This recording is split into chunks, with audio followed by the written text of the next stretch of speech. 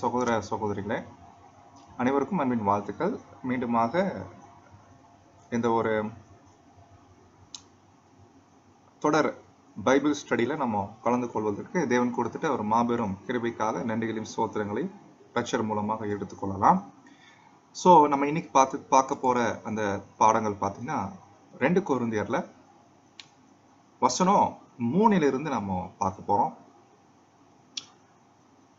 அன்பான சகோதர சகோதரிகளே, தேவனுடைய கிருபையினால அப்போ இந்த ஒரு நிருபத்தில் நம்ம பார்த்துட்டு வருகிற இந்த ஒரு வசனங்கள் அப்போஸ்தலனாகிய பவுல், நம்ம ஏற்கனவே பார்த்தோம். இந்த ஒரு நிருபத்துடைய தன்மையை பார்த்தீங்கன்னா இது ஒரு ஆறுதலின் நிருபம். ஸோ அப்போ இந்த வசன பகுதிகள் படிக்கும்போது உண்மையிலே அன்றைய நாட்களில் பவுலுடைய மனநிலை என்ன என்பதை நல்லா புரிஞ்சுக்க முடியுது. அவரு இந்த நிருபத்தை ஆரம்பிக்கும் போதே நிறைய ஒரு உபத்திரவங்கள் மத்தியில இருந்துட்டாலும் தான் பெற்றுக்கொண்ட அந்த ஆறுதலை என்ன பண்றாருன்னா அவரு தெரியப்படுத்துறார். அந்த ஆறுதல் எப்படி அவருக்கு கிடைக்குது என்பதை நம்ம போயிட்டு செக் பண்ணி பார்க்கும்போது இந்த ஒரு ஆறுதல் பார்க்கும்போது சகோதர சகோதரிகளே நம்ம கண்டுபிடிக்கிறோம், அப்போஸ்தலனாகிய பவுல் இந்த நேரத்துல தேவன், இந்த வசனம் தமிழ்ல படிக்கிறேன், 2 கொரிந்தியர் 1ஆம் அதிகாரம் 3ஆம் வசனம். சோ இந்த வசனத்துல போய் பார்க்கிறோம், நமது கர்த்தராகிய இயேசு கிறிஸ்துவின் பிதாவாகிய தேவனும் இரக்கங்களின் பிதாவும் சகல விதமான ஆறுதலின் தேவனுமாய் இருக்கிறவருக்கு ஸ்தோத்திரம் அப்படின்ற இந்த 3ஆம் வசனத்தை அப்போஸ்தலனாகிய பவுல் அங்க கையாளுறதை நம்ம பார்க்கிறோம். ஸோ இதுல நீங்க நல்லா கவனிச்சு பார்த்தீங்கன்னா அவர் வார்த்தைகள் எப்படி பயன்படுத்தியிருக்கிறாரு. நீங்க வாய்ப்பு இருந்தா உங்க பைபிளை திறந்து வச்சுக்கோங்க. நீங்க பைபிளை திறந்து வச்சுக்கோங்க. ஒரு சின்ன பென்ல நீங்க என்ன பண்ணிக்கோங்கன்னா உங்க சொல்லக்கூடிய விஷயங்களை நீங்க என்ன பண்ணிக்கலாம்னா மார்க் பண்ணிக்கலாம். ஸோ அப்போ அன்பானவர்களே, இந்த ஒரு பகுதியில அப்போஸ்தலனாகிய பவுல் அங்க சொல்லக்கூடிய காரியத்தை நம்ம பார்க்கும்போது அவர் பயன்படுத்தக்கூடிய அந்த வார்த்தைகள் நமக்கு ஆச்சரியமான சில சத்தியங்களை அங்க வெளிப்படுத்தும். ஸோ அது என்ன விஷயம் அப்படின்றத நம்ம போயிட்டு கண்டுபிடிக்கும் போது அவரு பயன்படுத்தக்கூடிய அந்த ஒரு லைனுமே பார்த்தீங்கன்னா நமது கர்த்தராகிய இயேசு கிறிஸ்துவின் பிதாவும் அப்படி சொல்லியிருக்கலாம் இல்லைங்களா. ஆனா என்ன வேர்டு யூஸ் பண்ணிட்டாருன்னா கிறிஸ்துவின் பிதாவாகிய தேவனும் அப்படி யூஸ் பண்ணிட்டார். ஸோ அப்போ இது என்ன விஷயம் குறிக்குது, இது நம்ம கண்டுபிடிக்கும். அடுத்த வார்த்தை பயன்படுத்துறாரு, இரக்கங்களின் பிதா. அடுத்து சகலவிதமான ஆறுதலின் பிதான்னு சொல்லியிருக்கலாம் இல்லைங்களா. ஆனா ஆறுதலின் பிதான்னு சொல்றதுக்கு பதிலா அவர் என்ன சொல்லியிருக்கிறாருன்னா ஆறுதலின் தேவன் அப்படின்னு என்ன பண்ணிக்கிறாங்கன்னா அங்க சொல்லியிருக்கிறாங்க. இப்ப நம்ம என்ன பண்ண போறோம்னா இந்த வசனத்துல நம்ம முன்னாட்கள்ல படிக்கும் போது இது அப்படியே படிச்சுட்டு போயிடுவோம். இது அவ்வளோ உள்ள போயிட்டு பார்க்குற அளவுக்கு நமக்கு மைண்ட் அங்க போகாது, அது உண்மை. ஏன்னா இது தமிழ் வசனத்துல அப்படியே படிச்சாலே ரொம்ப எளிமையான லாங்குவேஜ் இல்லைங்களா, ரொம்ப எளிமையான ஒரு புரிதல் தான் நமக்கு கிடைக்குது. என்ன சொல்றாரு, நம்முடைய கர்த்தராகிய இயேசு கிறிஸ்துடைய தேவனும். ஒரே நிமிஷம். அப்போ இந்த வசனத்துல பவுல் பயன்படுத்தக்கூடிய இந்த வசனத்து வார்த்தைகளை நம்ம கொஞ்சம் கூர்ந்து கவனிச்சோம்னா சில இன்ட்ரெஸ்டிங்கான விஷயங்கள் அங்கே இருக்கணும். அந்த இன்ட்ரெஸ்டிங்கான விஷயங்கள் சொல்லிட்டாலும் அது நல்லா உணர்ந்து புரிஞ்சுக்க வேண்டிய ஒரு காரியமா இருக்கிறதுனால நீங்க என்ன பண்ணிக்கலாம், ஜஸ்ட் உங்க பைபிள் திறந்து வச்சுக்கிட்டு உங்க கவனத்தை வசனத்தின் மேல பதிய வச்சுட்டு உங்க சிந்தையில கேட்கக்கூடிய விளக்கங்களை நீங்க என்ன பண்ணுங்கன்னா நல்லா ஓட விடுங்க. அந்த வசனத்தை கண்ணில் பாருங்க, பார்த்துட்டு இருக்கும் போதே சொல்லக்கூடிய விளக்கத்தை மனசுல ஓட விடுங்க. அப்பதான் பவுல் இந்த வசனங்களை அவர் எப்படி பேசியிருக்கிறார் என்பதை நம்ம கண்டுபிடிக்க முடியும். பொதுவா நம்மலாம் சப்ஜெக்ட் பேசும்போது நீங்க நல்லா கவனிச்சு பார்த்தீங்கன்னா, அந்த நேரத்துல எப்படி வார்த்தைகள் வருமோ அந்த நேரத்துல அப்படி அந்த ஒரு ஃப்ளோல வந்துட்டு இருக்கும். ஆனா இப்படித்தான் பேசணும், இப்படிப்பட்ட வார்த்தைகளை பயன்படுத்தி பேசணும்ன்ற ஒரு முன்னேற்பாடு இருக்காது இல்லைங்களா? ஆரம்பிக்கும் போது எப்படி ஆரம்பிப்போம்?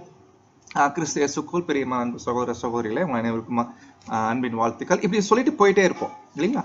இது ஒவ்வொரு பிரதேசம் ஒவ்வொரு விதமா அது ஒரு பழக்கமாவே என்ன பண்ணிருப்பாங்கன்னா அதை வச்சிருப்பாங்க.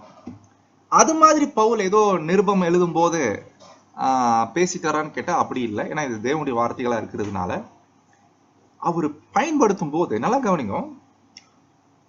எழுதிட்டு இருக்கிற நபர் ஒரு சகோதரன். பவுல்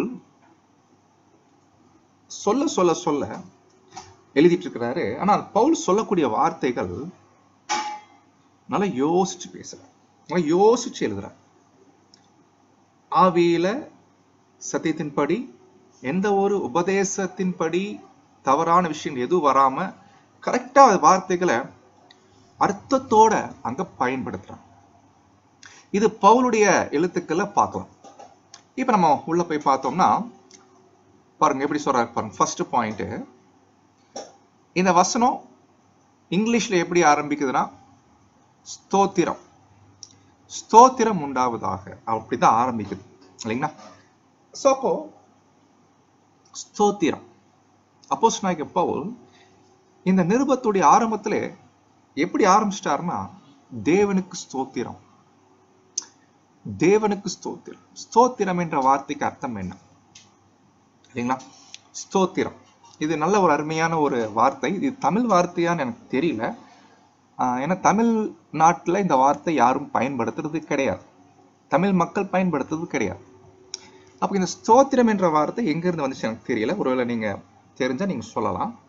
பட் ஸ்தோத்திரம் என்ற வார்த்தை தேவனுக்கு ஸ்தோத்திரம் இல்லைங்களா? தேவனுக்கு ஸ்தோத்திரம். அப்போ ஸ்தோத்திரம் என்று சொல்லும் போது பொதுவா பைபிள் இது என்னென்ன அர்த்தங்கள்ல வருது கேட்டீங்கன்னா அநேக அர்த்தங்கள்ல வருது. அதுல நமக்கு பரிச்சயமான அர்த்தங்கள் கேட்டீங்கன்னா ஒண்ணு நன்றி, தேங்க்ஸ், தேங்க்ஸ் கிவிங், நன்றி. அதுக்கப்புறம் இன்னொரு அர்த்தம் இருக்குது, அது குறிக்குது போற்றுதல், துதித்தல், புகழ்தல் இல்லைங்களா? இதெல்லாம் பாத்தீங்கன்னா ஸ்தோத்திரம் என்ற வார்த்தைக்கு இன்னொரு அர்த்தம். ஆனா இன்னொரு அர்த்தம் கூட இருக்குது ஸ்தோத்திரம் என்ற வார்த்தை. அது புதிய ஏற்பாட்டுல நிறைய இந்த மாதிரி வரக்கூடிய இடங்கள்ல எப்படி வருதுன்னா ஒருத்தரை பத்தி நல்ல விதமா நம்ம பேசுறோம் இல்லைங்களா, அதுக்கு பேர் தான் ஸ்தோத்திரம். இப்ப தேவனுக்கு ஸ்தோத்திரம்னா என்ன சொல்ல வர்றாருன்னா தேவனை பத்தி ஒரு நல்ல விதமா ஒரு விஷயம் பேசுறாரு. இப்போ தேவன் என்ன மாதிரி தேவன், ஆச்சரியமான தேவன், அவர் இப்படிப்பட்ட தேவன் என்று அவரை பற்றி நல்ல வகையில அவரை புகழ்றாரு, போற்றாரு. அப்படி செய்யக்கூடிய விஷயத்துக்கு பேர் தான் தேவனுக்கு ஸ்தோத்திரம். சோ இது என்னதான் அப்போஸ்தலனாகிய பவுல் என்ன பண்றாருன்னா அங்க சொல்றத பார்க்கிறோம். சரி, அப்படி என்னதான் தேவனை பத்தி சொல்ல வர்றாரு? தேவனுக்கு ஸ்தோத்திரம் சொல்ற அளவுக்கு தேவன் பத்தி என்ன சொல்ல வர்றாரு கேட்டீங்கன்னா பாருங்க எப்படி பவுல் அந்த லைன் எடுக்கிறாருன்னா நமது பிதாவாகிய தேவன் அப்படி சொல்லல, நமது கர்த்தராகிய இயேசு கிறிஸ்து இருக்கிறார் இல்லைங்களா, அவருக்கு பிதாவாகிய தேவன், அவருக்கு பிதான்னு சொல்லி முடிச்சிருக்கலாம். ஆனா என்ன வார்த்தை போட்டாரு? பிதாவாகிய தேவன் போட்டார். பைபிள்ல நிறைய இடங்கள்ல இந்த வார்த்தை வரும், தேவன் மட்டும் இல்ல பிதாவாகிய தேவன். நம்ம கூட ஜெபங்கள்ல இந்த வார்த்தை பயன்படுத்துவோம், பாடங்கள்ல பயன்படுத்துவோம். நம்முடைய பிதாவாகிய தேவனாலும் இரட்சகராய் இருக்கிற இயேசு கிறிஸ்துவினாலும் என்று பயன்படுத்துவோம் இல்லைங்களா? அது என்ன அர்த்தத்துல பயன்படுத்துறோம்? ஏன் நம்ம பிதாவை தேவன் என்று கூப்பிடுகிறோம்? பிதானே சொல்லலாம் இல்லைங்களா?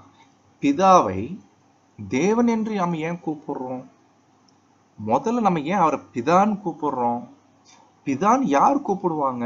அது ரொம்ப முக்கியம்.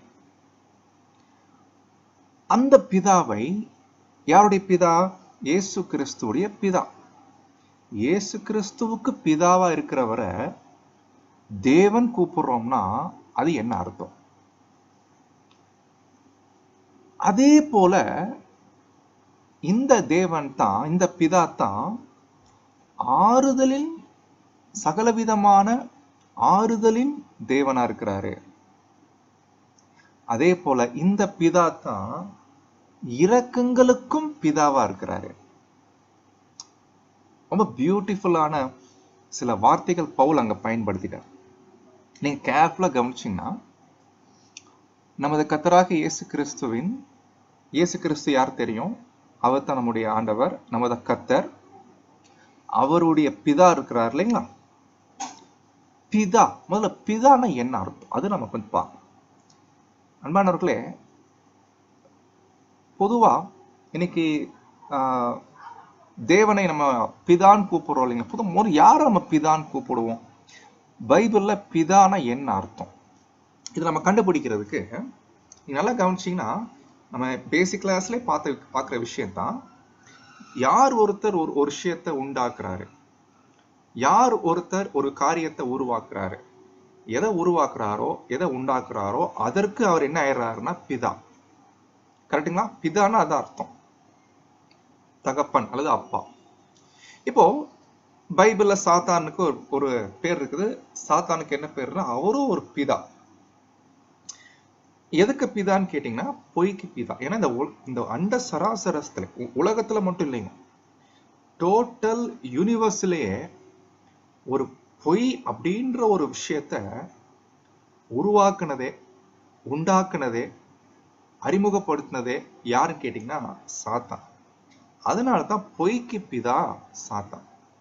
அப்ப இந்த இடத்துல பொய் என்பது ஒரு நபர் இல்லை. பொய் என்பது ஒரு நபர் இல்லை. அப்ப பொய் என்பது ஒரு தவறான ஒரு பாவம். அந்த பாவத்தை உண்டாக்குனது யாருன்னா, முதலாக இதை உருவாக்குனது யாருன்னா சாத்தானா இருக்கிறதுனால பொய்க்கு பிதா அப்படின்னு என்ன பண்றோம், நம்ம புரிஞ்சுக்கிறோம். அதே போலதான், நல்லா கவனிங்க, அதே போலதான் ஏன் தேவன் இயேசுவுக்கு பிதாவா இருக்கிறாரு அப்படின்றத இங்க இருந்து கண்டுபிடிச்சுக்கலாம். அவர் இயேசு கிறிஸ்துவுக்கு பிதாங்க. இயேசு கிறிஸ்து அப்படின்ற ஒரு மாபெரும் நபரை, ஒரு மாபெரும் இரட்சகரை உண்டாக்குனது, அனுப்பினது யார் கேட்டீங்கன்னா அது நம்முடைய தேவன். அதனால்தான் நமது கர்த்தராகிய இயேசு கிறிஸ்துவின் அவர் பிதாவாகிய தேவன்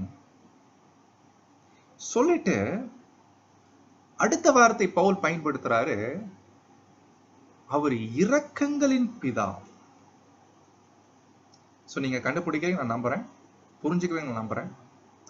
இரக்கங்களின் பிதானா என்ன அர்த்தம்? இது ரொம்ப ரொம்ப இன்ட்ரெஸ்டிங். இது ரொம்ப இன்ட்ரெஸ்டிங் பாயிண்ட் என்னன்னா, அண்ட சராசரத்திலேயே இந்த இரக்கம்னா நம்ம ஏற்கனவே ஒரு பாடத்துல படிச்சிருக்கோம். இரக்கம் என்றால் என்ன இல்லைங்களா? இந்த அண்ட சராசரத்திலே இப்படி இரக்கம் அப்படின்ற ஒரு விஷயத்த அறிமுகப்படுத்துறது, வெளிக்காட்டுனது, உண்டாக்குனது, அண்ட சராசரத்துல இத வெளியே காமிச்சது முத யாரு பார்த்தீங்கன்னா அது நம்முடைய தேவன் தான், பரலோகத்தின் தேவன். அதனாலதான் இவர் இரக்கங்களின் பிதா. அந்த இரக்கங்களின் பிதா அந்த இரக்கத்தை எப்படி அவர் காமிச்சிட்டாருன்னா, எப்படி உருவாக்கிட்டாருன்னா இயேசு கிறிஸ்து மூலமா. இயேசு கிறிஸ்து மூலமா நினைச்சு பாருங்க, இந்த உலகத்தின் எல்லா மக்களுக்கும், மிக முக்கியமா நமக்கு இரக்கம் அப்படின்ற ஒரு விஷயத்தை என்ன பண்ணிருக்கிறாருன்னா தேவன் காமிச்சிருக்காரு. நல்லா நீங்க கவனிச்சு பாருங்க, இந்த இரக்க குணம் ஆக்சுவலி தேவன் நம்மகிட்ட காமிச்சார் இல்லைங்களா? இது முன்னாட்கள இருந்த மாதிரி தெரியல. உதாரணத்துக்கு மனுஷன் விழுந்து போறதுக்கு முன்னாடி இப்படி ஒரு கேரக்டரே இல்லைங்க. அண்ட சராசரத்துல இல்ல அப்படித்தான் சொல்ல முடியும். ஏன் இல்ல? இரக்கம் காட்டுவதற்கான எந்த வாய்ப்புகளும் எந்த சூழ்நிலைகளும் இல்லாதனால கண்டிப்பா இருக்க வாய்ப்பு. அப்ப இந்த இரக்கம் என்ற ஒரு விஷயமே எல்லா சிருஷ்டிகளுக்கும் எப்போ தெரிய வந்துச்சு? இது எப்போ வெளிப்படுத்தப்பட்டுச்சுன்னா, எப்போ தேவன் இயேசு கிறிஸ்துவை இந்த உலகத்துக்கு அனுப்பினாரோ அவர் மூலமாய் இந்த ஒரு இரக்கம் அப்படின்ற ஒரு அருமையான ஒரு காரியத்தை தேவன் அந்த சராசரத்துக்கு காமிச்சிட்டார். அதனால்தான் அவர் இரக்கங்களின் பிதா. இத படிக்கிற நாமும் அன்பானவர்களே, நம்ம வாழ்க்கையில பெற்ற இரக்கம் அது ரொம்ப முக்கியமானது. பைபிள்ல இரக்கம்னா என்னன்னு கேட்டீங்கன்னா ரெண்டு மீனிங் இருக்குது இரக்கம் என்ற வார்த்தைக்கு. ஒரு மீனிங் நம்ம எல்லாருக்கும் தெரியும், இரக்கம்னா மன்னிக்கிறது, மன்னிப்பு. ஆனா இன்னொரு அர்த்தம் இருக்குதுங்க. அந்த அர்த்தம் ரொம்ப அருமையான அர்த்தம். அதாவது தமிழ்ல அழகான ஒரு வார்த்தை இருக்குது, மனம் இறங்குவது. மனம் இறங்குவது. பாருங்க, ஃபார் எக்ஸாம்பிள், நீங்க உங்க பசங்களை ரொம்ப அடிச்சு போட்டேன்னு வச்சுக்கோங்க. குழந்தைகளா இருக்கிறாங்கன்னா அவங்க பண்ண தப்புக்கு கோபத்தில் அடிச்சிட்டீங்க. அடிச்ச உடனே அந்த குழந்தைகள் என்ன பண்ண தெரியுங்களா? அதோடைய கண்களை பார்த்தீங்கன்னா அப்படியே ஒரு இந்த கண்ணீர் கண்கள்ல அப்படியே இருக்கும்.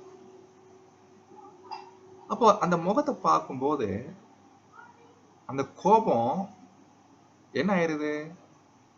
சடனா போயிடும். உடனே என்ன பண்றோம்னா அது அவங்களுடைய தவறுகள் எதுவுமே பண்ண தவறுகள் எல்லாம் தூக்கி அது மைண்டுக்கு வரதில்லை. இம்மீடியட்டா நம்முடைய மனம் இறங்கி விடுகிறது. இதுக்கு பேர் தான் மனம் இறங்குதல், மனம் இறங்கி. பாருங்க, ஒரு ஓமையில கர்த்தர் இயேசு சொன்னாருங்களா, பாவியாக என் மேல் இரக்கமாயிரும். இதுதான் இந்த ஒரு விஷயத்தை தேவன் ஃபர்ஸ்ட் நம்ம கிட்ட காமிக்கிறார். ஆனா இதெல்லாம் ஒரு காலத்துல இந்த மாதிரி ஒரு கேரக்டர் தேவன்ட்டு இருக்குன்ற விஷயம் யாருக்குமே தெரியாது. ஏன்னா அது காண்பிப்பதற்கான சூழ்நிலைகள் வாய்ப்புகள் இல்லைத்தான் நம்ம நம்புறோம் இல்லைங்களா? இதுக்கு டைரக்டா எந்த வசனம் இல்லை, ஆதாரம் இல்லை. கொஞ்சம் யோசிச்சு பார்த்தீங்கன்னா இந்த இரக்கம் என்ற ஒரு கேரக்டரை தேவன் காண்பிப்பதற்கான சூழ்நிலைகள் முற்காலத்துல கிடையாது. எப்போ இயேசு கிறிஸ்து வந்தாரோ அப்பதான் அவரால் தான் இந்த இரக்க குணமே அங்க வெளிப்படுத்தப்பட்டுச்சு. சகோதர சகோதரிகளே, அதனால்தான் பவுல் இந்த வார்த்தையை பயன்படுத்துறாரு, அவர் இரக்கங்களின் பிதா, அதே நேரத்துல இயேசு கிறிஸ்துவின் பிதா. இப்படி சொல்லிட்டு இந்த பிதா தான் தேவன், இந்த பிதா தான் தேவன். இப்ப தேவன் என்ற வார்த்தைக்கு அர்த்தம் என்னன்னு கேட்டீங்கன்னா, நம்ம எல்லாரும் பேசிக் கிளாஸ்ல படிச்சிருப்போம். தேவன் என்றால் என்ன? இங்கிலீஷ்ல காட். காட்னு என்ன அர்த்தம் அன்பானவர்களே? ஞாபகத்துல வருதுங்களா? காட் என்றால் என்ன? வல்லமை உள்ளவர், சர்வ வல்லமை உள்ளவர். புதிய ஏற்பாட்டில் எடுத்துட்டீங்கன்னா இங்க பவுல் தேவனை பத்தி சொல்லும் போது சர்வ வல்லமை உள்ள தேவன், அவர் வல்லமை உள்ளவர். தேவனுடைய வல்லமைனா என்ன? தேவனுடைய வல்லமை எப்படி வெளிப்படுது என்று கேட்டீங்கன்னா, தேவனுடைய வல்லமையை நாம் எப்படித்தான் புரிஞ்சுக்கிறோம்? அவருடைய பரிசுத்த ஆவி, அவருடைய பரிசுத்த ஆவி தேவனுடைய வல்லமை. தேவன் வல்லமையுள்ளவர் பிரதர். அந்த வல்லமையுள்ள தேவன் தான் இயேசு கிறிஸ்துவுக்கு பிதா. அவர் தான் இரக்கங்களின் பிதா. சொல்லிட்டு சகல விதமான ஆறுதலின் தேவனுமாய் இருக்கிறவருக்கு ஸ்தோத்திரம். இங்க என்ன வார்த்தை பவுல் ஆட் பண்றாருன்னா தேவனை பத்தி இங்க பிதான்னு சொல்லல, ஆறுதலின் பிதான்னு சொல்லல. இது ரொம்ப இன்ட்ரெஸ்டிங். அவர் ஏன் ஆறுதலின் பிதான்னு சொல்லல? நீங்க அதை கெஸ் பண்றீங்களா? ஆறுதலின் பிதா, ஆறுதலின் தேவன் இல்லைங்களா? இரக்கங்களின் பிதான்னா என்னன்னு புரிஞ்சுக்க முடியுது. அது பாருங்க, அது இரக்கங்கள் பன்மையில வருது பாருங்க, அது கூட கவனிக்கும். இரக்கம் இல்ல, இரக்கங்களின் பன்மையில வரும். ஒரு அதே போல ஏன் பவுல் ஆறுதலின் பிதான் பயன்படுத்தல அப்படின்னா இது என்ன விஷயமா இருக்கும்னு இங்க பிரதர்ஸ் விளக்கம் கொடுக்கல. ஆனா அவர் என்ன பயன்படுத்திட்டாங்கன்னா பவுல் ஆறுதலின் தேவன்.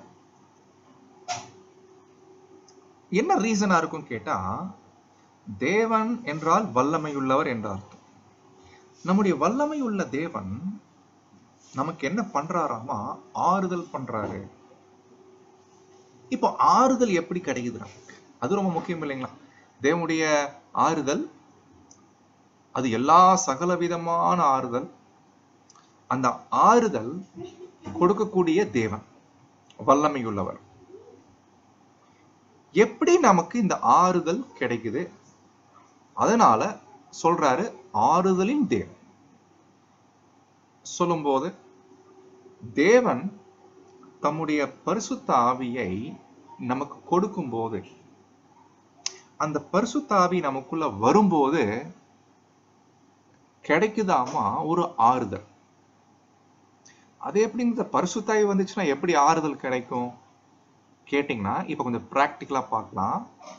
நீங்க என்னைக்காவது ரொம்ப சோர்ந்து போய் பிரதர் சிஸ்டர்ஸுங்களெல்லாம் கூட இல்லாம, யாருமே இல்லை, ஒரு தனிமையா இருக்கும்போது, ரொம்ப உலகத்திலையா இருக்கட்டும் அல்லது கூட இருக்கக்கூடிய உறவினர் மத்தியிலையா இருக்கட்டும் இல்ல நட்பு வட்டாரமா இருக்கட்டும் இல்ல எங்கேயோ ஒரு தனித்து விடப்பட்ட ஒரு நிலை வரும்போது, நல்லா கவனிங்க, பாயிண்ட் கவனிங்க, தனித்து விடப்பட்ட ஒரு சூழ்நிலை வரும்போது ஒரு பாரம் என்ன பண்ணு தெரியுங்களா? நமக்கு நம்முடைய இருதயத்துல அமிழ்த்தும்.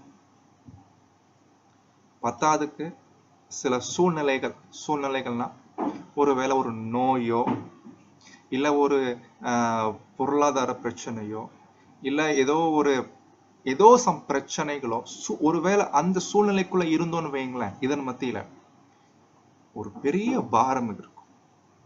அந்த நேரத்துல நல்ல கவனிங்க, அப்படிப்பட்ட ஒரு பாரமான சூழ்நிலைகள் மத்தியில ஒரு பக்கம் இருக்கும்போது இன்னும் ஒரு படி மேல பாருங்க, நான் சூழ்நிலைகள் பத்தி சொல்லிட்டேன். நம்ம கூட இருக்கிறவங்க கூட இருக்க மாட்டாங்க, பத்தாவதுக்கு பிரச்சனைகள் வேற சூழ்ந்து இருக்கும். இது பத்தாவதுக்கு நம்முடைய சரீர பலவீனம் நிமித்தமா, பலவீனம்னா பாவம் கூட நீங்க எடுத்துக்கலாம். ஒருவேளை ஒரு பாவம் பண்ணிட்டோம் நினைச்சு பாருங்க, அந்த மாதிரி ஒரு நிலைமையில ஒரு சகோதரன் இருக்கிறாருன்னா, ஒரு சகோதரனோ ஒரு சகோதரி இருக்கிறாங்கன்னா, கூட பிரதர் சிஸ்டர்ஸ் இல்ல, கூட சப்போர்ட்டா உறவினர்கள் கிடையாது, கூட சப்போர்ட்டா யாருமே இல்லை. இது பத்தாதுக்கு நான் இருக்கிற சூழ்நிலைகள் ஒரு பக்கம் இப்படி ஒரு பிரச்சனை, இன்னொரு பக்கம் அந்த பிரச்சனை, இது பத்தாதுக்கு நான் அடிக்கடி விழுந்துடுறேன். நினைச்சு பாருங்க, இது எவ்வளவு ஒரு பாரமான ஒரு சோர்வான ஒரு நிலை நமக்கான. இது நீங்க ஃபீல் பண்ணிருக்கீங்களா? இது ஒருவேளை நீங்க ஃபீல் பண்ணிருந்தீங்கன்னா இந்த அப்போஸ்தலனாகிய பவுலுடைய மனசை நீங்க புரிஞ்சுக்குவீங்க. அவர் அனுபவிக்கக்கூடிய அந்த ஆனந்தத்தை நீங்க பெற்றுக்கொள்வீங்க. சோ இப்படிப்பட்ட ஒரு நிலைமைக்குள்ள ஒருத்தர் இருக்கும்போது அன்பானவர்களே, சம்டைம் அவருக்கே ஒரு சந்தேகம் வந்துடும், டவுட் வந்துடும். யாரும் என் கூட இல்லை, சூழ்நிலைகளும் ரொம்ப மோசமா இருக்குது, நானும் சரியில்லை. புரிஞ்சுட்டீங்களா? இந்த 3 பாயிண்ட். யாரும் கூட இல்லை, சூழ்நிலைகளும் ரொம்ப மோசமா இருக்குது, பத்தாவதுக்கு 3வது பாயிண்ட் நானே சரியில்லை பிரதர், ரொம்ப பலவீனா இருக்கு, ரொம்ப தப்பு பண்றேன், இப்படி ஒரு நிலைமை வருதுன்னா நினைச்சு பாருங்க. அந்த நேரத்துல யாரா இருந்தாலும் ஒரு சோர்வுக்குள்ள போயிட்டு ஒரு சந்தேகம் வந்துடும். இந்த நிலைமையில இருக்கக்கூடிய என்னை தேவன் கண்டுக்க மாட்டார் பிரதர். அதெல்லாம் தேவன் இப்படிப்பட்ட நிலைமையில இருக்கக்கூடிய என்ன தேவன் பார்க்கறது இல்ல, கண்டுக்க மாட்டாரு அப்படின்ற ஒரு சந்தேகம் பாத்தீங்கன்னா வரும். அப்பதான் பவுல் சொல்றாரு, நீங்க நினைச்சிட்டீங்களா அந்த மாதிரி? தேவன் ஆறுதலின் தேவன், அவர் வல்லமையுள்ள தேவன். அந்த வல்லமையை நமக்கு அனுப்பி ஆறுதலை கொடுக்கக்கூடிய தேவன். நினைச்சு பாருங்க எப்படி நடக்கும் தெரியுங்களா? ஃபார் எக்ஸாம்பிள், இந்த மாதிரி சகோதர சகோதரி யாராவது நம்ம மத்தியில் இருந்தாங்கன்னா, அல்லது நான் இருந்தேன்னா, ஒருவேளை கடந்த நாட்கள் அப்படி இருந்தோம்னா, எவ்வளவு ஒரு விரக்தி, ஒரு சோர்வு, ஏதோ கைவிடப்பட்ட ஒரு நிலைமை மாதிரி ஒரு வெறுமையான ஒரு மனநிலை இருக்குமா இல்லைங்களா?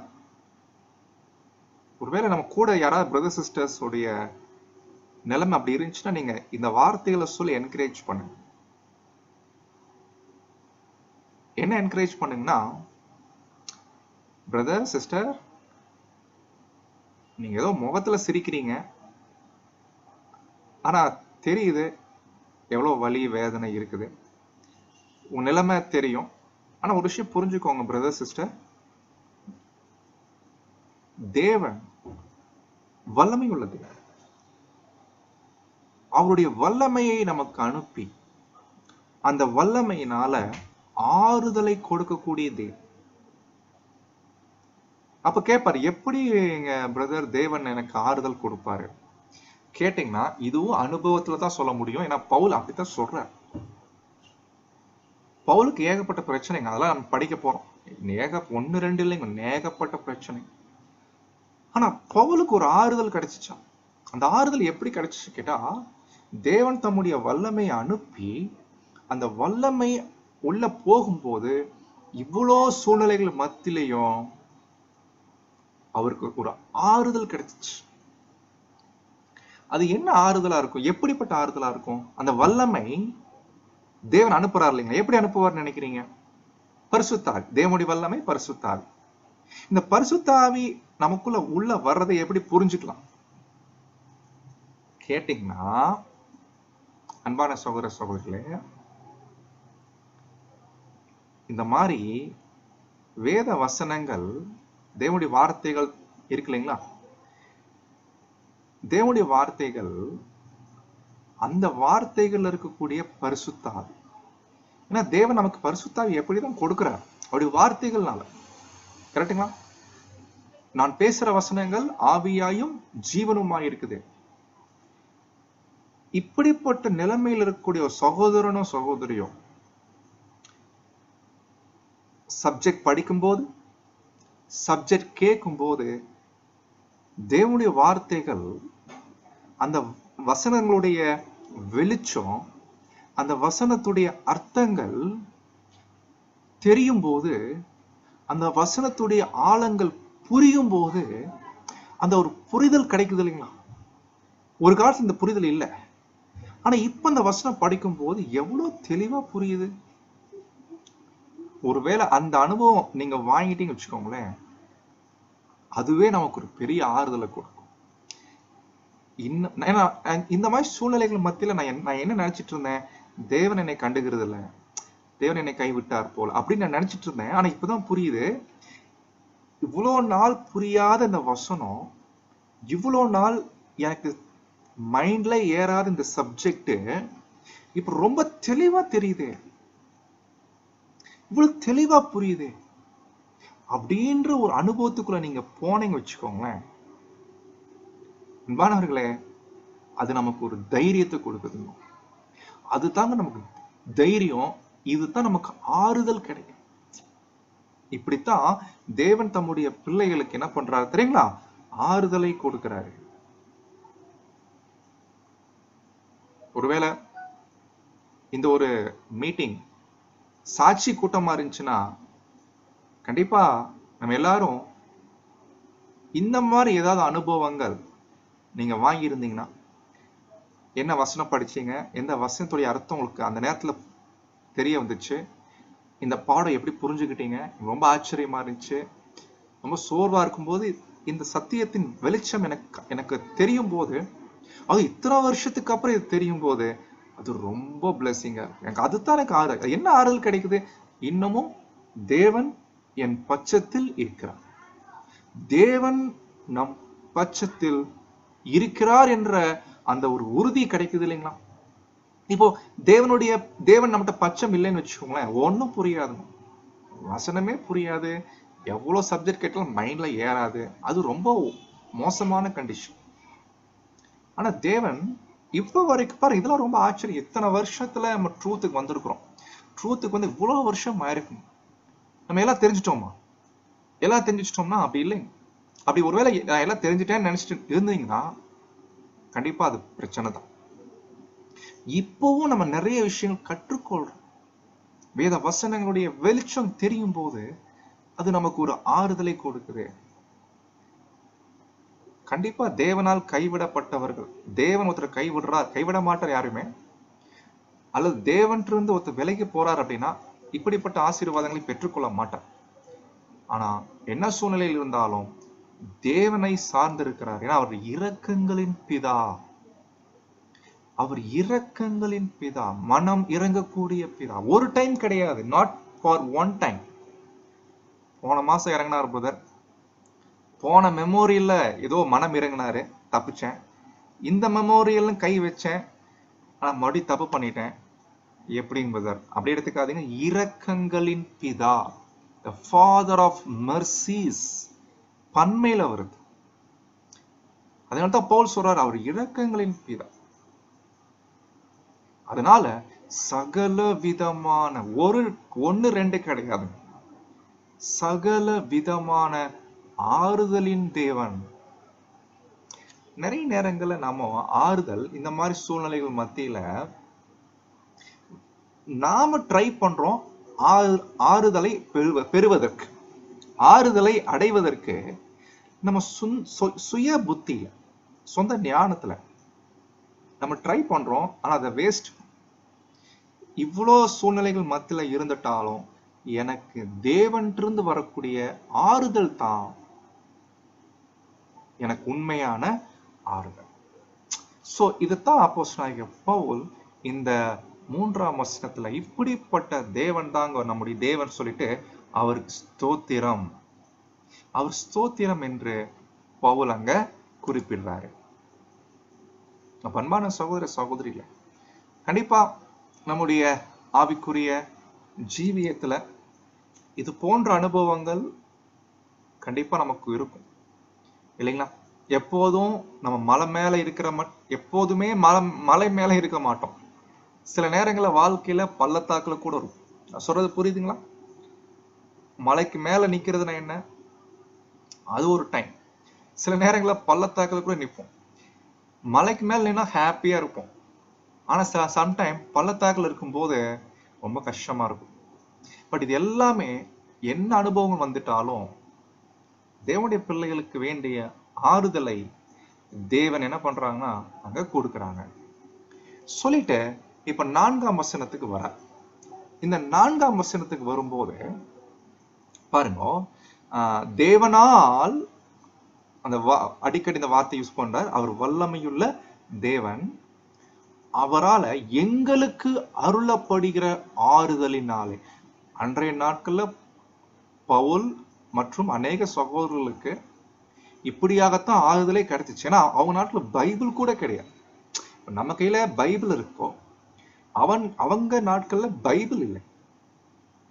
அப்போ ரொம்ப சோர்வான மத்தியில ஒரு பழைய ஏற்பாட்டுடைய வசனத்துடைய ஞான அர்த்தங்கள், தேவனுடைய திட்டங்களை பத்தின ஒரு வெளிப்பாடு கிடைக்கும் போது அது எவ்வளவு ஒரு ஆறுதலா இருக்கு இல்லைங்களா? உங்களுக்கு எவ்வளவு மகிழ்ச்சியா இருக்கு இல்லைங்களா? அதுதாங்க ஆறுதல். இந்த நம்ம ட்ரூத்ல இருக்கிறோம், இன்னமும் ட்ரூத்ல இருக்கிறோம் எப்படி தெரிஞ்சுக்கலாம்? தேவனுடைய ஆவியின் வழிநடத்துதல், தேவனுடைய ஆவி நம்ம பெற்றுக்கொண்டிருப்பது இவ்விதமா, அதுதான் நமக்கு ஆறுதல். அதனால இப்படி தேவன் எங்களுக்கு ஆறுதல் கொடுக்கிறதுனால எந்த உபத்திரவத்திலும் அகப்படுகிறவர்களுக்கு, யாரெல்லாம் சோதனைகள்ல, உபத்திரவங்கள்ல, ரொம்ப கடினமான சூழ்நிலைகளை மாற்றுறாங்களோ, மாட்டுறாங்க, வேணும்னு யாரும் போறதில்லை, மாட்டிக்கிறாங்க, அகப்பட்டுறாங்க. நம்முடைய அருமையான பிரதர் சிஸ்டர்ஸ், சிலருடைய முகங்கள்லாம் பார்த்தீங்கன்னா நீங்க நல்லா கவனிங்க, அவங்க முகத்துல சிரிப்பு இருக்கும், ஆனா இருதயத்துல நிறைய வலி இருக்கும். நீங்க யாராவது அப்படி பார்த்திருக்கீங்களா? கண்டிப்பா கவனிக்கணும். கண்டிப்பா சபையுடைய அந்த மூப்பர்களுக்கு ரொம்ப பிரதானமான ஒரு வேலை இதுதான். சபையின் மூப்பர்களுக்கு மட்டுமல்ல, எல்லாருக்குமே இது. நம்ம ஒருவரை ஒருவர் தேற்றக்கூடிய ஊழியத்தை செய்ய வேண்டியது ரொம்ப ரொம்ப அவசியமா இருக்கு அன்பானவர். அப்போ இதனால தான் அப்போஸ்தலனாகிய பவுல் சொல்றாரு, தேவனால் எங்களுக்கு அருளப்படுகிற ஆறுதலினாலே எந்த உபத்திரவத்திலாகிலும் அகப்படுகிறவர்களுக்கு நாங்கள் ஆறுதல் செய்ய திராணியுள்ளவர்களாகும்படி. நாம கூட அந்த வேலையை செய்யணுமாம். தேவன் நமக்கு கொடுக்கிறார் இல்லைங்களா ஆறுதல். தேவன் நீங்க எனக்கு கொடுக்குறீங்க, எனக்கு கொடுக்கணுமா எல்லாத்தையும் நீங்களே கொடுத்துருங்கன்னு அப்படி இல்லை. தேவன் கொடுக்கிறாரு, இத புரிஞ்சுக்கிட்டு உணர்ந்துக்கிட்டு, இதே போல நம்மள மாதிரி யாரெல்லாம் உபத்திரவத்துல மாட்டுறாங்களோ அவங்களுக்கு என்ன பண்ணும் தெரியுங்களா? ஆறுதல் செய்ய திராணின்னு என்ன? இத பத்தி சொல்லும் போது அப்போஸ்தலனாகிய பவுல் இந்த வசனத்துக்கு சொல்ற விளக்கம் சொல்றா இல்லைங்களா? இது என்ன அர்த்தம்னா, நம்ம ஏற்கனவே பார்த்தோம், இந்த ஆறுதல் தேவனுடைய வல்லமை நாள கிடைக்குது. தேவனுடைய வல்லமை எப்படி பெற்றுக்கொள்றோம்? தேவனுடைய வார்த்தையினால கிடைக்குது. கரெக்டுங்களா? இப்போ நாம மற்றவங்களுக்கு ஆறுதல் செய்யக்கூடிய அளவுக்கு திராணி இருக்கணுமா? எப்படி நம்ம மற்றவங்களுக்கு ஆறுதல் செய்யலாம்? ஒரு 3 வசனம். ரோமர் 15:4. தேவ வசனத்தினால் உண்டாகும் பொறுமை, ஆறுதல் இல்லைங்களா? அது தேவ வசனத்தினால் உண்டாகும் பொறுமை, ஆறுதல். அடுத்த வசனம் 1 தெசலோனிக்கேயர் 4:18. ஆகையால் இந்த வார்த்தைகளினாலே நீங்கள் ஒருவரை ஒருவர் தேற்றுங்கள். நம்ம எக்லீசியாக்கு வந்துட்டோம் அப்படின்னாலே நம்முடைய சம்பாஷணைகள் இப்படித்தான் இருக்கு.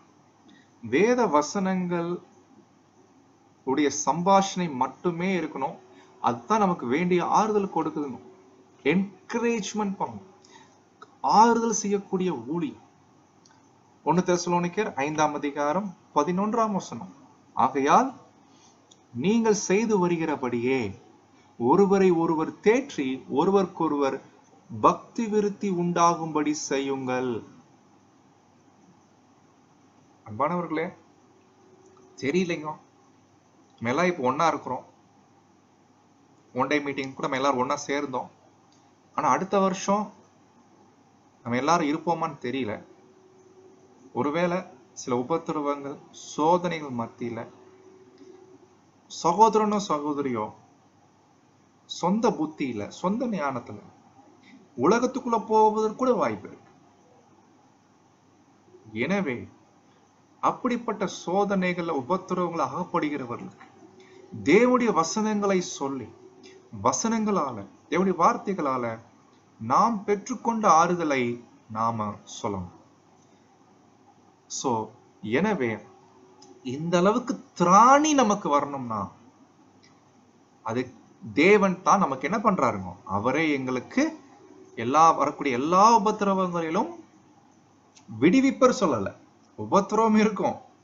உபத்திரவங்கள் விடுவிக்கிறது பத்தி இங்க பவுல் பேசவே இல்லை. உபத்திரவங்கள் இருக்கும் பிரதர், சூழ்நிலைகள் மாறும்னு எதிர்பார்க்காதீங்க. சூழ்நிலைகள் அப்படித்தான் இருக்கும். ஆனாலும் ஆறுதல் கிடைக்கும் பிரதர். இது ரொம்ப இன்ட்ரெஸ்டிங்கா இருக்கு இல்லைங்களா? பேரசபை ஜனங்கள்லாம் அதுல இருந்து விடுவிக்கிறது ஆறுதல் நினைச்சிட்டு இருக்கிறாங்க. அதுக்குதான் தேவன் நோக்கி போறாங்க. ஆனா இது நம்மது அப்படி இல்லைங்க. நமக்கு விடுவிக்கிறதுலாம் கிடைக்காது. இருக்கும், உபத்திரவம் இருக்கும்.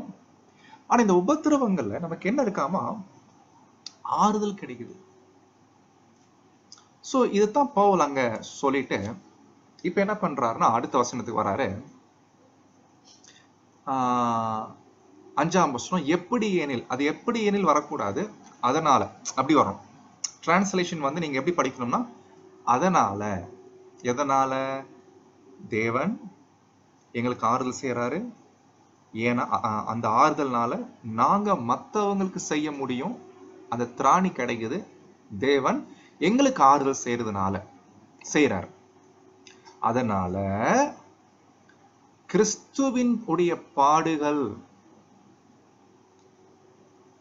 அப்போஸ்தலனாகிய பவுல் தங்களுக்கு வரக்கூடிய இந்த உபத்திரவங்கள், சூழ்நிலைகள், இந்த பிரச்சனைகள்லாம் எதுக்கு ஒப்பிட்டு பேசுறாருன்னா, இதெல்லாம் கிறிஸ்து இயேசுவுக்கு வந்த பாடுகளில் நமக்கு வரக்கூடிய பங்கு,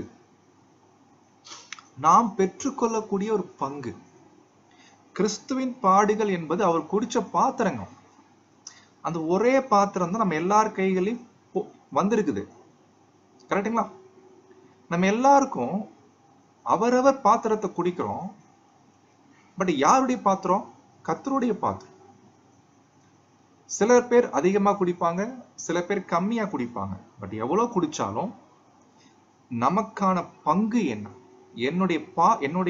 எனக்கு கர்த்தருடைய பாடுகள்ல எனக்கு எவ்வளவு பங்கு இருக்குதோ அதைத்தான் தேவன் எனக்கு அனுமதிக்கிறார்.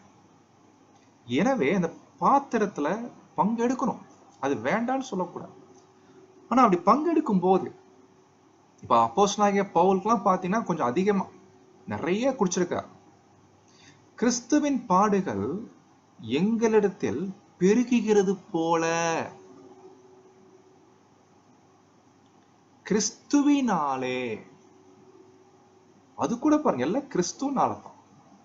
தேவன் இந்த ஆறுதல் கொடுக்கிறாருன்னா நம்மளை பார்த்து கொடுக்கிறாரு நினைக்கிறீங்களா? நம்மளை பார்த்துலாம் கொடுக்கறதுக்கு அளவுக்கு நமக்கு ஒண்ணு தகுதி இல்லைங்க. அதெல்லாம் கிறிஸ்துவனால. கிறிஸ்துவினாலே எங்களுக்கு ஆறுதலும் பெருகுகிறது. இது ரொம்ப ஆச்சரிய அன்பானது. எந்த அளவுக்கு கர்த்தர் நிமித்தம் பாடுகள், உபத்திரவங்கள் பெறுகிறோமோ அதே லெவலுக்கு ஆறுதலையும் தேவன் கொடுத்துறாராமா. எந்த ஒரு பட்சபாதம் இல்லை, எந்த ஒரு என்ன சொல்லலாம், ஏற்றம் இறக்கம் இல்லை, சரிக்கு சமமா, சரி சமமா கொடுத்துட்றாரு. அதுல எந்த மாறுபாடும் இல்லை. ஆனா நான் சொன்ன மாதிரி இப்படிப்பட்ட சூழ்நிலைகள், இந்த பிரச்சனைகள், இதெல்லாம் எதனால? கிறிஸ்துவ நிமித்தமா பாடுகள் நம்ம எப்படி சொல்லலாம்? இந்த ட்ரூத்ல இருக்கிற ஒரே காரணம், இந்த ட்ரூத்துக்காக நிக்கிற ஒரே காரணத்தினாலதான் நம்ம வாழ்க்கையில பிரச்சனைகளே வருதுங்க. நீங்க கொஞ்சம் கற்பனை பண்ணி பாருங்க. நம்ம இந்த ட்ரூத்துக்குள்ள மட்டும் இல்லைன்னு வைங்களேன், நம்ம எப்படி வாழ்ந்திருப்போம்? முடிஞ்ச அளவுக்கு இந்த பிரச்சனைகள் எல்லாம் நம்ம வாழ்க்கையில வந்திருக்காது. அப்படின்னா வந்திருக்கும், ஆனா அது வேற வகையில வந்திருக்கும். ஆனா இப்போ இந்த ட்ரூத்துக்காக வந்ததுனால, இந்த ட்ரூத்ல நிக்கிறதுனால, சத்தியத்தை மட்டும் பிடிச்சிருக்கிற ஒரே காரணத்தினால நிறைய பேர் நம்ம வெறுக்கிறாங்க, நிறைய பேர் தள்ளி விடுறாங்க, நிறைய பேர் கஷ்டம் கொடுக்கறாங்க.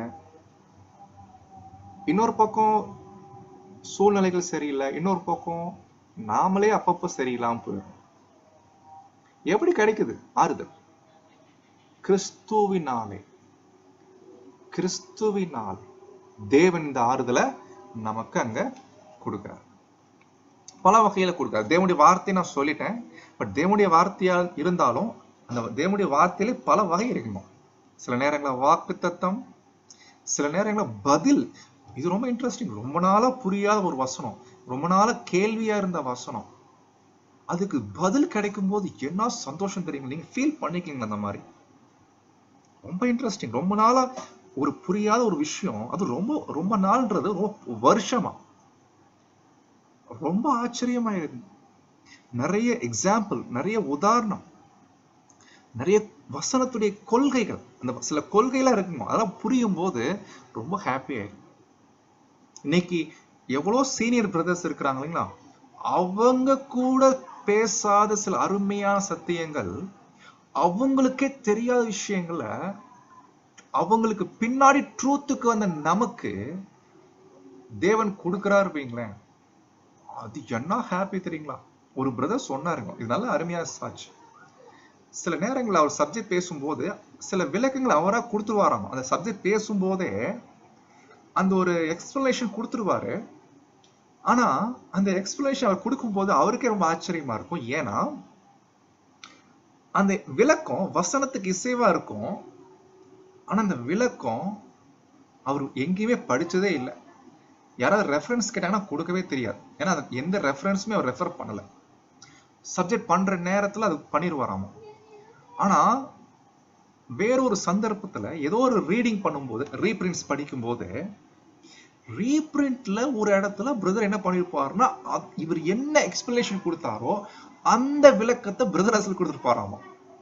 எப்படி இருக்குன்னு நினைச்சு பாருங்க. எவ்வளவு ஹாப்பி இருக்கு இல்லைங்களா? சே, என்ன இது ஆச்சரியமா இருக்குது. நான் கூட அன்னைக்கு இந்த பாயிண்ட் பேசணும், இந்த பாயிண்ட் பேசும்போது எனக்கு எந்த ரெஃபரன்ஸ் இல்லை, பட் அந்த வசனத்துக்கு ரொம்ப இசைவா ஆப்டா இருந்துச்சு. ஆனா பார்த்தா ரீபிரிண்ட்ல பிரதர் ரசல் இப்படி பேசியிருக்காரா சே அப்படின்னு என்ன பண்றாருன்னா அந்த உற்சாகத்தை வெளிப்படுத்துறாரு பாரு. இது மாதிரி சில வசனத்துடைய கொள்கைகள், அது மாத்திரம் இல்லைங்க, சில நம்பிக்கை, இதுவரைக்கும் நம்ம பெற்றிராத, பைபிள் இப்படி ஒரு விஷயம் இருக்கா பிரதர் அப்படின்ற மாதிரி சில நம்பிக்கை இருக்குது, தைரியம் இருக்குதுங்க. அன்பான சகோதர சகோதரிகளே, நினைச்சு பாரு, இதெல்லாம் கிடைக்கும் போது, அதுதான் நீ யார் என்ன நினைச்சாலும் பரவாயில்லைங்க, எந்த பிரதர் சிஸ்டர்ஸ் எப்படி பண்ணாலும் பரவாயில்ல, யார் யார் என்ன நினைச்சாலும் பரவாயில்ல, அதெல்லாம் தேவையில்லைங்க. தேவன்ட்டு இருந்து இந்த ஆறுதல் வந்துட்டாலே போதுங்க, தைரியமா நம்ம ஓட்டத்தை ஓடலாம். சோ அதனால 4ஆம் வசனத்தை சொல்றது போல நாம செய்ய வேண்டிய ஒரு கடமை என்னன்னா, எந்த அளவுக்கு ஆறுதல் வாங்குறோமோ அந்த ஆறுதலை நாமும் நம்முடைய உடன் சகோதர சகோதரிகளுக்கு கொடுக்கக்கூடியவர்களாக காணப்பட வேண்டியது அவசியமா இருக்குது. இன்னைக்கான கிளாஸ் நீங்க புரிஞ்சிருப்பீங்க நம்புறேன். ஏதாவது சந்தேகம் இருந்தா நீங்க தாராளமா கேட்டுக்கலாம். இல்ல எங்க பாயிண்ட்ஸ் புரியலைன்னா நீங்க கேட்டு தெரிஞ்சுக்கோங்க. தேவன் தாமே காத்து கிருபை செய்வாராக. ஆமென்.